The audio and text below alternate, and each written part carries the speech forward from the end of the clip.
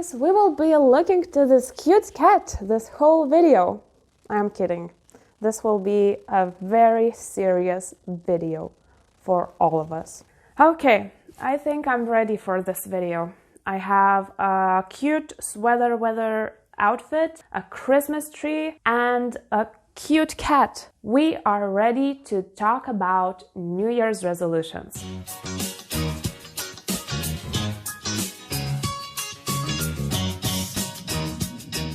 We always set our New Year's resolutions, or at least most of us do. But do we actually achieve them?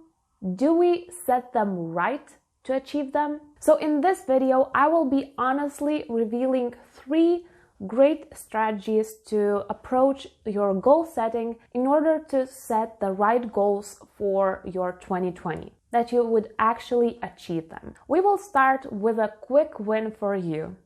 Your first way to approach your goal setting is to find your one thing. One thing.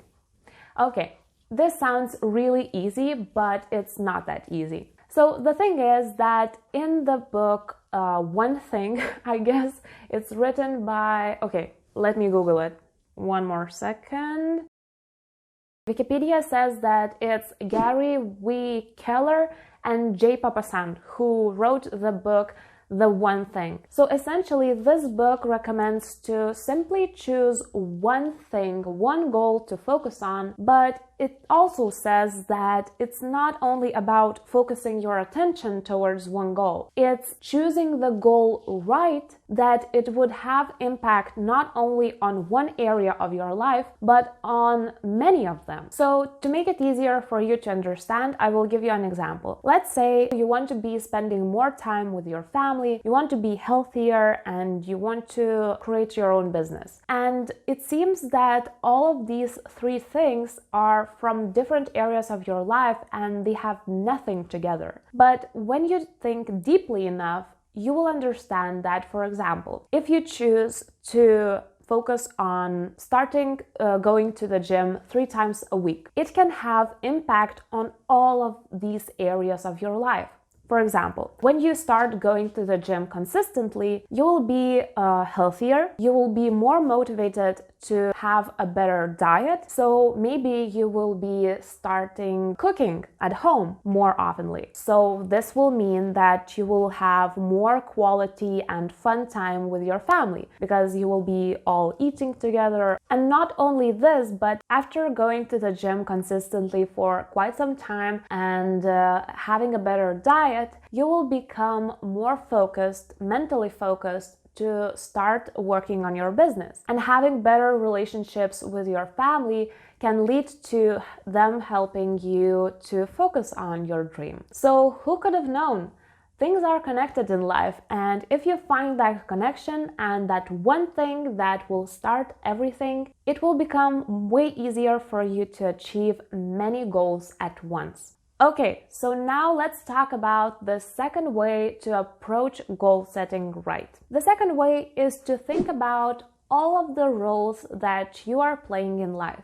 I haven't heard that many people would be using this strategy to set their goals, but I think that for those of us who are juggling many things at once, this strategy could really help. So the thing is that in life we are playing different roles to different people. So we are daughters, mothers, sisters, friends, employees, managers, and all of these things at once. And all of these roles require us to do some work. So for example, a mother who is also a manager at her work may be focusing on her work as a first priority and accidentally neglecting her kids and forgetting to take them from school, or being late, or don't always helping them with their homework and things like that. And it happens because life is difficult, and while we are juggling all of these different things, we can't handle them all, or we can't handle them as the first priority. So in order to become more focused and more happy in your life this year,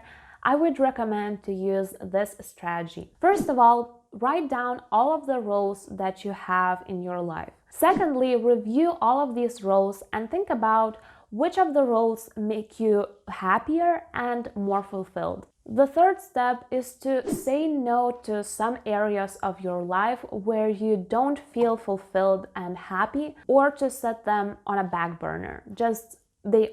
You do your job, but it's not your first priority. So for example, if you are a student, you are working part-time, and you are also building your own business. This is actually an example from my life. So all of these things are requiring so much time from you. And if you feel that one of these areas are unnecessary for your future life and they don't make you happy and fulfilled, then simply say no to that thing. Of course, it's not always possible to say no to your job, for example, because you need to pay the bills and things like that. But you can set these things on a back burner, just do your job and don't invest yourself further in this. And this can help you with the fourth step of the strategy, which is to focus your energy, time, and set goals in those areas in your life where you feel happy and fulfilled. So I hope that this strategy will help you hustlers to know what is important in your life and to focus your attention to that. Okay, now let's move to the third way to approach your goal setting. And that is to review your goals from previous years. I know, you thought about it, you have done it, and it wasn't that good, right? You haven't achieved all of the things that you said you need to achieve, and you feel awful about it. But we will fix that today, and you will review your 2019 goals to set the right goals for your 2020. So let's start. The thing that you need to do is to review all of your unachieved goals that you set for your 2019 and even previous years, and to ask yourself these questions. First of them is, why haven't you achieved them? Just write down those ideas. What was the reason why you haven't done these things? For example, you didn't have time, you didn't have the motivation, you weren't ready for this goal in the first place, you actually didn't want it to do that, and things like that. The second question that you need to ask yourself is, why did I set this goal in the first place? Was it I who wanted this thing, or was it someone else? Was it society? Was this goal based on the envy that I feel for someone else? One thing that can help you with this is a test from Gretchen Rubin's book, The 4 Tendencies. This test can help you to understand what kind of person you are and also what kind of things motivate you. For example, some people are best motivated when they set their goals themselves, and other people need that goal to come from outside, so they need some accountability and things like that. So knowing what kind of person you are and where your goals are coming from, why do you set them, can help you to achieve your goals way faster. The third question that you need to ask yourself is, do I still want this thing? So take a minute here and think whether this goal is still relevant to you, or was it something that was back in the days where you were a different person and you have forgotten that goal after all this time.